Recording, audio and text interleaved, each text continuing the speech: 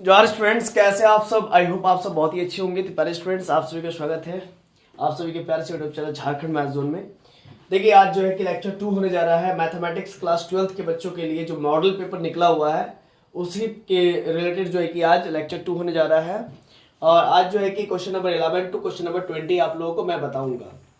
देखिए, today's target के अंतर्गत हम आप लोगों को बताएंगे सॉल्व मॉडल पेपर मैथ्स 2024। आज जो है कि 11 to 20 क्वेश्चंस करेंगे एमसीक्यूज फॉर 1 मार्क्स। ठीक है, देखिए बच्चों, पहला क्वेश्चन आज का है कुछ इस प्रकार से, जैसे कि आपको दिख रहा होगा। ठीक है, कुछ इस प्रकार का क्वेश्चन है। tan inverse 3x minus x Q minus x Q 1 minus 3x square. तो y इक्वल्स टू आपको दिया हुआ है tan inverse 3x minus x Q 1 minus क्या है 1 माइनस 3x स्क्वायर। ठीक है, इसका डायरेक्ट फॉर्मूला होता है y equals to 3 tan inverse x। क्या होता है इसका जो फॉर्मूला होता है y equals to 3 tan inverse x होता है। क्लियर है आप लोगों को? इसका फॉर्मूला होता है, इसकी टोटल का फॉर्मूला 3 tan इनवर्स x होता है। हमको क्या निकालना, जरा समझिए, dy बाई dx निकालना है। इसको dy बाई dx कीजिए, 3 बाहर हो जाए। tan इनवर्स x का डेरिवेटिव क्या होता है 1 बाई 1 प्लस एक्स स्क्वायर होता है ना। तो 3 into 1 3 by 1 plus X square. कौन सा ऑप्शन हो गया? Option number C. I hope आप लोगों को क्लियर हो गया होगा। ठीक है ना? नहीं, ऑप्शन नंबर सी नहीं होगा, एक मिनट, ऑप्शन नंबर सी नहीं होगा, ऑप्शन नंबर ए होगा 3 बाई 1 प्लस एक्स स्क्वायर। ठीक है ना? क्लियर है?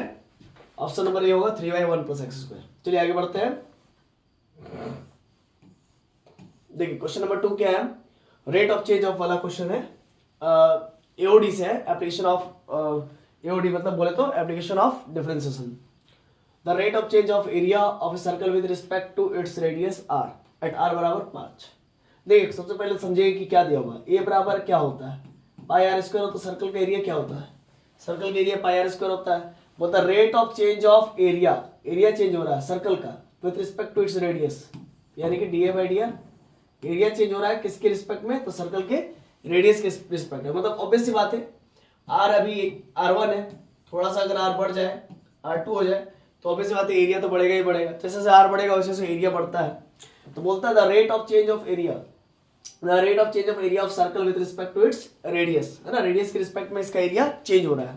तो D A by D are निकालना है, कहने का मतलब है ना। कब? जब आर का वैल्यू 5 आता है। तो पहले D A by D are निकालिए। पाई तो कांस्टेंट होता है, उसका डेरिवेटिव नहीं होगा। तो D R square by D are, तो पाई तो पहले से बाहर निकला हुआ। आर स्क्वायर का डेरिवेटिव क्या होता है 2r होता है विद रिस्पेक्ट टू आर।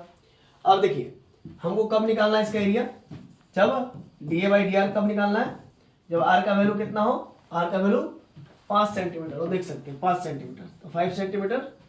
तो आर का वैल्यू 5 रखेंगे, यहाँ पर 2 इंटू आर का वैल्यू 5 रखा मैंने, 5 टू 10, 10 पाई हो गया।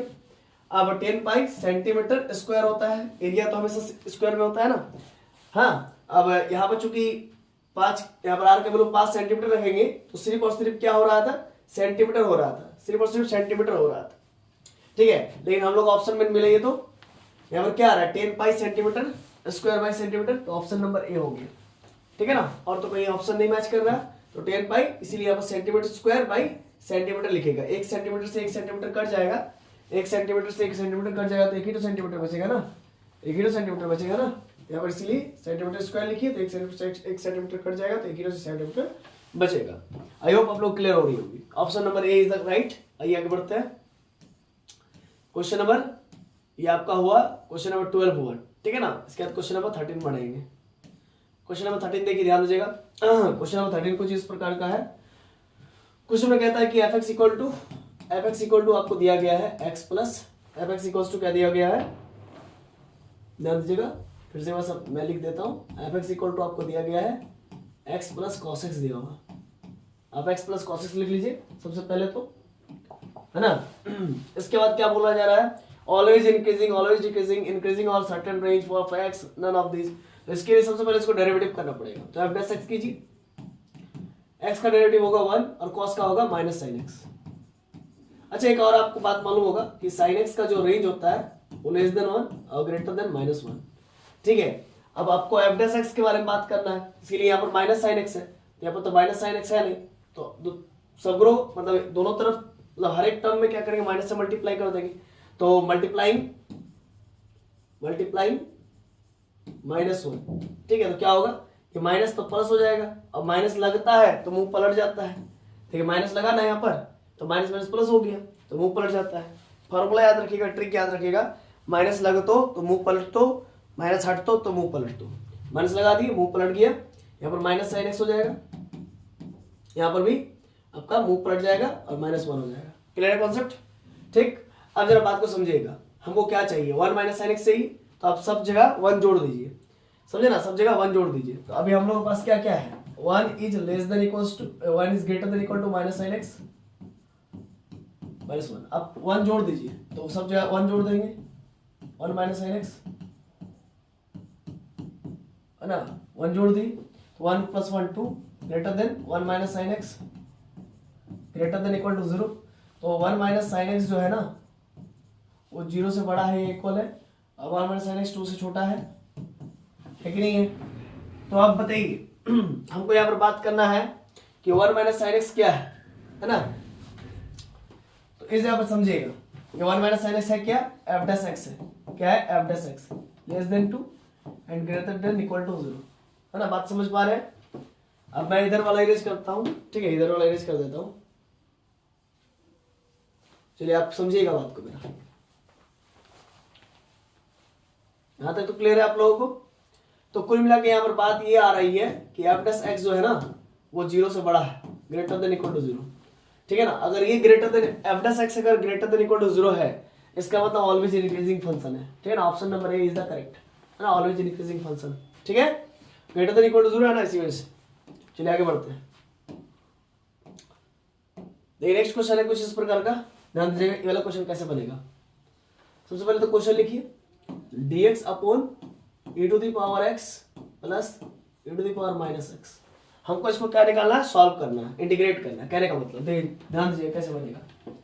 ये है आपका dx, नीचे में ex प्लस इसके e to the power plus x लिख सकता है, क्योंकि ऊपर है माइनस x, तो नीचे आया तो e to the power plus x हो जाएगा, इक्वल्स टू, ध्यान दीजिएगा, dx ऊपर में है, हम एलसीएम लेंगे तो e to the power x into e to the power x plus 1 upon e to the power x equals to, हम इसको ऊपर ले चल जाएंगे तो e to the power x dx, और नीचे में आ जाएगा e to the power x और e to the power x मिलकर 2x प्लस 1।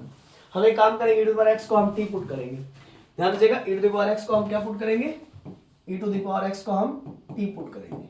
डिफरेंशिएट करेंगे तो क्या होगा, e to the power x का e to the power x into dx बराबर dt हो जाएगा।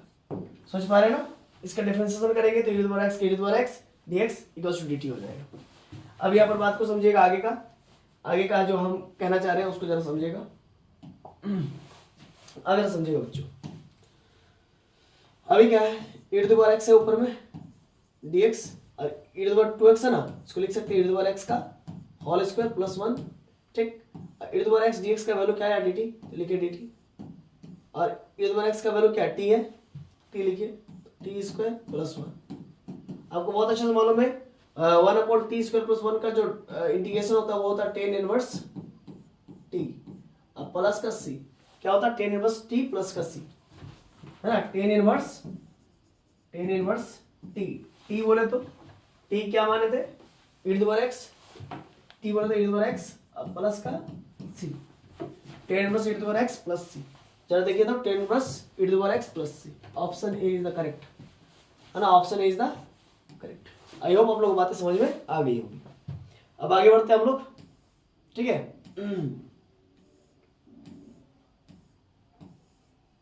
क्वेश्चन नंबर ये आपका हुआ 14। अब बनाएंगे 15। अगर आप लोगों को दिक्कत है तो आप इसको रिवाइंड कर करके देख सकते हैं चीजों को।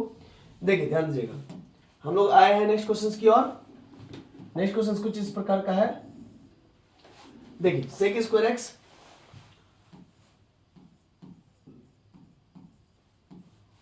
नीचे में कॉसेक स्क्वायर एक्स dx। ये वाला कैसे बनेगा, बहुत ही आसान है, कुछ है नहीं दम। हम सेक स्क्वायर एक्स को लिख सकते हैं 1 बाई कॉस स्क्वायर एक्स, और इस कॉस स्क्वायर एक्स को लिख सकते हैं 1 by sine square x dx। तो ये पलटी मारेगा तो 1 बाई कॉस स्क्वायर एक्स, ये ऊपर जाएगा sine square x by 1 into D x. ठीक, तो ये आपको क्या हो जाएगा, sine square by cos square x, tan square x होता है। ठीक है, अच्छा टेन स्क्वायर एक्स का फॉर्मूला क्या होता है, क्योंकि टेन स्क्वायर एक्स का कोई इंटीग्रेशन होता नहीं है, तो टेन स्क्वायर एक्स का फॉर्मूला होता है सेक स्क्वायर एक्स माइनस 1। अगर आपको कंफर्म करना है तो आप ऐसा लिखिए, सेक स्क्वायर एक्स का फॉर्मूला क्या होता है, एच बाई बी का square minus 1 equals to H square minus B square upon D square. आप एक चीज जानते हैं, एच स्क्वायर बराबर P square plus B square होता है। ठीक है, तो H square minus B square यानी कि पी स्क्वायर हो जाएगा, H square minus B square यानी कि पी स्क्वायर हो जाएगा, P square by B square. अब पी स्क्वायर और बी स्क्वायर क्या होता है, टेन स्क्वायर। कंफर्म है, इसका मतलब ये हम लोग करेक्ट है ना। तो कुल मिला के आप यहाँ पर लिख सकते हो, टेन स्क्वायर एक्स को इंटीग्रेशन करना है तो वो पॉसिबल नहीं है, तो हम यहाँ पर लिखेंगे sec square X minus 1 into D X, tan square X के बदले। ठीक है ना, अब जरा देखिए, ये तो हो गया, इधर वाला इरेज करके फिर इधर काम में लेंगे। देखिए आगे ध्यान दीजिएगा, अब यहाँ पर sec square X D X हुआ, पीछे minus 1 into D X. Sec square X का जो इंटीग्रेशन होता है वो होता है tan X minus 1 into D X का होता है एक्स, और प्लस का सी इंटीग्रल कांस्टेंट। मैच कीजिए तो tan X minus X plus C, option number C is the correct answer, tan X minus X plus का सी। ठीक है, आई होप आप लोग को बातें समझ में आ रही होगी। चलिए आगे बढ़ते हैं। नेक्स्ट क्वेश्चन है कुछ इस प्रकार का, और ये किंग रूल्स पर बनेगा, ध्यान दीजिएगा। किंग रूल्स कहता है ना, एक मिनट, हाँ ठीक, तो किंग रूल्स क्या कहता है, किंग्स रूल्स कहता है अगर यहां पर मेरा माइनस ए रहे और ये प्लस ए रहे और एफ एक्स रहे और इंटू डी एक्स रहे, तो इसका वैल्यू क्या हो जाएगा, जीरो हो जाएगा, है ना। कब, व्हेन, किंग रूल्स यही कहता है कि ये माइनस ए से ये रहे, एफ एक्स डी एक्स रहे, तो इसका वैल्यू जीरो हो जाएगा। कब, when F x is odd function, F x is odd, है ना। ऑड कहने का मतलब क्या होता है, अगर x के जगह पर माइनस रखा आपने तो बदले में हमको माइनस ऑफ एफ एक्स मिल जाए, इसको ऑड फंक्शन कहते हैं, इसको ऑड फंक्शन कहते हैं। देखिए यहाँ पर भी कुछ वैसे ही होगा शायद। देखिए माइनस पाई बाई 2 है, अब प्लस पाई बाई 2 है, और साइन टू दी पावर क्या है 7x इंटू डी एक्स। अब आप ऐसा कीजिए, पहले तो चेक कीजिए कि ये ऑड फंक्शन है या इवन फंक्शन। तो इसके लिए आप एफ एक्स बराबर मान लीजिए, आप एफ एक्स बराबर मान लीजिए sign to the power 7x, है ना, sign to the power 7x, है ना। ए के जगह पर मेरा माइनस ए की जगह पर पाई बाई 2 है, माइनस पाई बाई 2, और प्लस ए की जगह पर पाई बाई 2। ठीक है, यहाँ पर माइनस 1 ऊपर प्लस 1 भी हो सकता था। अब एक्स की जगह पर माइनस एक्स रखी, साइन एक्स की जगह पर माइनस एक्स रखा मैंने, है ना। पावर में क्या है 7 है ना, पावर में 7 है, एक्स की जगह पर माइनस एक्स रखा। आपको बहुत अच्छे से मालूम है कि साइन माइनस थीटा बराबर होता है माइनस साइन थीटा, होता है ना, माइनस साइन थीटा। इसीलिए यहाँ पर क्या हो जाएगा अंदर में minus sign x whole to the power 7, और माइनस साइन एक्स का पावर 7 का क्या होता है, मतलब ये हो गया माइनस 1 के पावर 7 और sign to the power 7x, और माइनस 1 का पावर 7 का मतलब क्या होता है माइनस 1, यानी कि minus sign to the power 7x। तो ये ऑड फंक्शन है, देखने से पता चल रहा है, नेगेटिव रखने पर नेगेटिव उगल दे रहा है। और यहां से आपको क्या पता चल रहा है कि माइनस हुआ, और 7 sign to the power 7x क्या है, fx है, fx है। तो कुल मिलाकर के आपने पता चला आपको कि f माइनस एक्स रखा तो माइनस ऑफ fx आया, यानी कि यह ऑड फंक्शन है। ऑड फंक्शन है तो हम लोग यहाँ पर इक्वल टू 0 लिख देंगे by the help of king rule.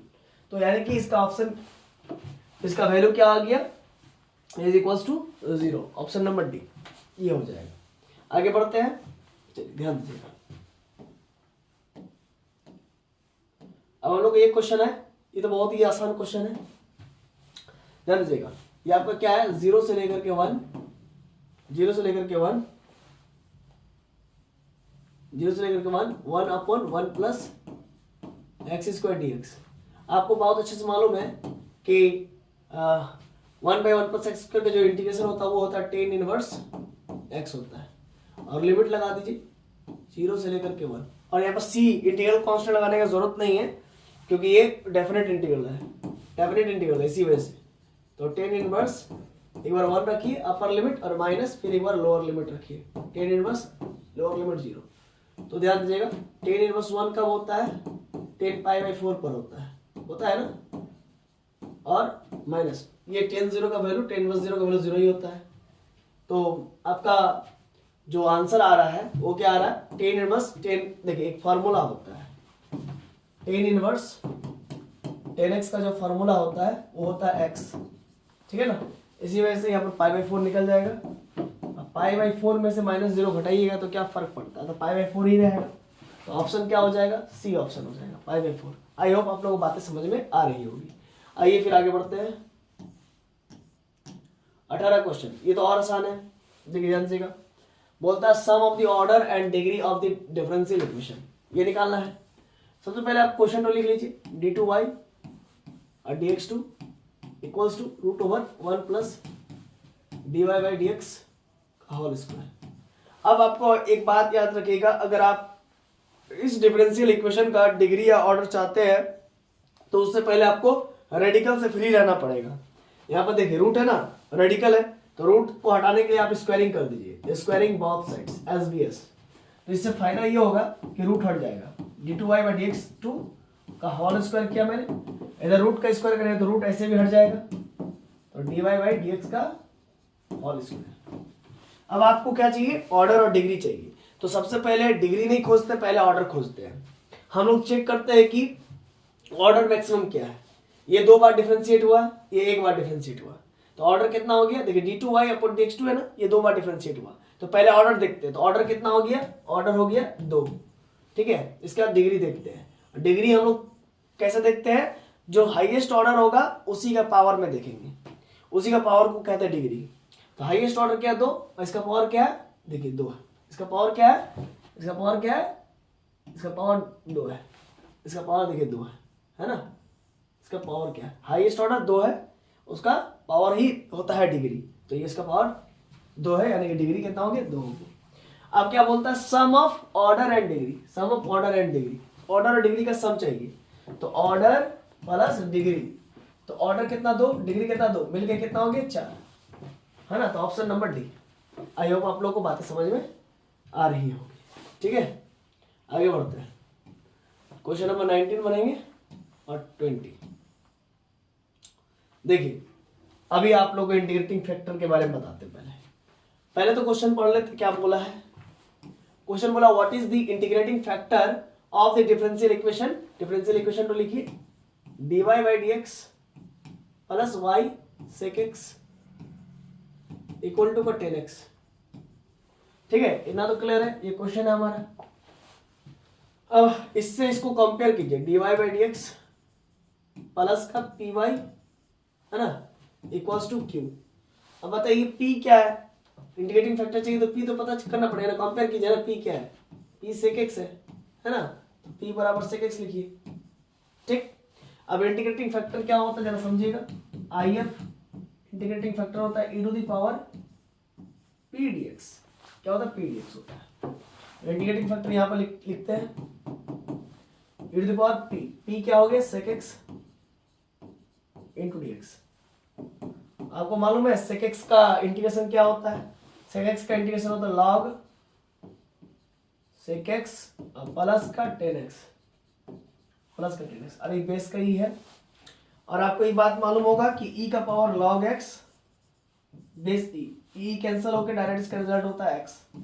ये तो बात मालूम ही होना चाहिए, e to the power log x base e का x होता है। तो उसी प्रकार से e कट जाएगा तो बचेगा क्या, sec x प्लस का 10x, है ना। और एक यहाँ पर ये जो है कि sec x प्लस का 10x इंटीग्रेटिंग फैक्टर आ रहा है। तो यहाँ पर पूछा क्या गया है, पूछा गया है ये तो what is the integrating factor. तो इंटीग्रेटिंग फैक्टर क्या हो गया, sec x प्लस 10x है कहीं पर, देखिए option number A sec x plus 10x। I hope आपको बातें समझ में आ रही होगी। dy/dx plus y sec x equal to 10x है। एक बार फिर से समझ लीजिए, क्वेश्चन है ये dy plus py equal to q से हमने कंपेयर किया, क्योंकि यही लीनियर इक्वेशन का, लीनियर डिफरेंशियल इक्वेशन का जनरल फॉर्म है ना। ये लीनियर है, ये डिफरेंशियल इक्वेशन किस में लीनियर है, y में लीनियर है। तो p बराबर sec x है, integrating factor e to the power p dx होगा। p का वैल्यू क्या हो गया, p का वैल्यू पी का वैल्यू यहाँ से कंपेयर किया तो sec x आया है ना, पी का वैल्यू sec x यहाँ पे पुट किया, sec x का इंटीग्रेशन क्या होता है log sec x plus 10x, अब बेस ई तो रहेगा ही, ई कैंसिल हो गया तो sec x प्लस 10x बच गया, sec x प्लस 10x हो गया। आई होप आप लोग बातें समझ में आ गई होगी। आइए 20 लास्ट क्वेश्चन बनाते हैं। देखिए क्वेश्चन कुछ इस प्रकार से है कि dx बाई एक्स प्लस, अच्छा एक मिनट, ये क्वेश्चन नहीं है हम लोग के पास। देखिए क्वेश्चन हम लोग के पास ये है, अब सॉल्यूशन लिखने के लिए बोल रहा है, तो सॉल्यूशन लिखने के लिए इंटीग्रेट कर दीजिए बस, और कुछ नहीं, ठीक है ना। इंटीग्रेट दोनों तरफ इंटीग्रेट कीजिए, इधर भी जीरो का भी इंटीग्रेशन कीजिए, है ना। अब प्लस एक इंटीग्रल कांस्टेंट आएगा, वो तो बात की बात है ना, जो इंटीग्रल कांस्टेंट आएगा वो तो बात की बात है, समझ पा रहे ना। अब इंटीग्रल कांस्टेंट कुछ आएगा, देखिए अब यहाँ पर इसका इंटीग्रेशन क्या होगा log x, और इधर क्या होगा इसका इंटीग्रेशन log y, और जीरो का तो खत्म हो गया। अब प्लस एक यहाँ पर एक इंटीग्रल कांस्टेंट आएगा, है ना, देखिए log में ही सब आ रहा था, log c, इंटीग्रल कांस्टेंट भी log c, और आपको बहुत अच्छे से मालूम है कि log m plus log n, जब log प्लस में रहता है तो मल्टीप्लाई में हो जाता है, मतलब इस प्रकार से log m plus log n, अगर ऐसा रहे log m plus log n तो ये क्या होता है log m गुणे n होता है ना, तो इसीलिए log x इंटू वाई हो जाएगा बराबर log c, log से log कैंसिल हो जाएगा तो बचेगा क्या xy बराबर c, यही इसका सोल्यूशन होगी, xy बराबर c। मैच कीजिए तो यही है, देखिए xy इक्वल टू c है ना, B number option, option B xy equal to c है ना, xy equal to c। I hope आप लोग बातें समझ में आ रही होंगी, है ना, और समझ में आ रही है तो चैनल को जल्द से जल्द जो है कि सब्सक्राइब कर लीजिए, क्योंकि आगे आने वाले विभिन्न प्रकार के नोटिफिकेशन आपको मिल जाएंगे, है ना। और चैनल पर नए हैं तो चैनल को सब्सक्राइब जरूर कर लीजिए, और साथ ही साथ बेल आइकन को जरूर दबा दीजिए, और वीडियो पसंद आ रही है तो वीडियो को लाइक जरूर कर दीजिए। देखिए मेरा तबीयत खराब है, गला बैठा हुआ है, तो भी मैं आप लोगों को पढ़ा रहा हूँ, ठीक है ना। इसके बाद जो है कि क्वेश्चन नंबर 21 से लेकर के क्वेश्चन नंबर 30 तक हम लोग बनाएंगे नेक्स्ट वीडियो लेक्चर में। तब तक के लिए जोहार, है ना। और लास्ट में जाते जाते आप सभी को बहुत बहुत धन्यवाद, थैंक यू। इंग्लिश में do you have any questions you can contact us at Google play store, WhatsApp, Instagram, Facebook, और हम लोग ये मोबाइल नंबर है धनबाद में जो है कि हम लोग का ऑफलाइन सेंटर है। और जाते जाते जो है कि फिर से एक बार जय श्री राम, जय सिया राम, हर हर महादेव, भारत माता की जय।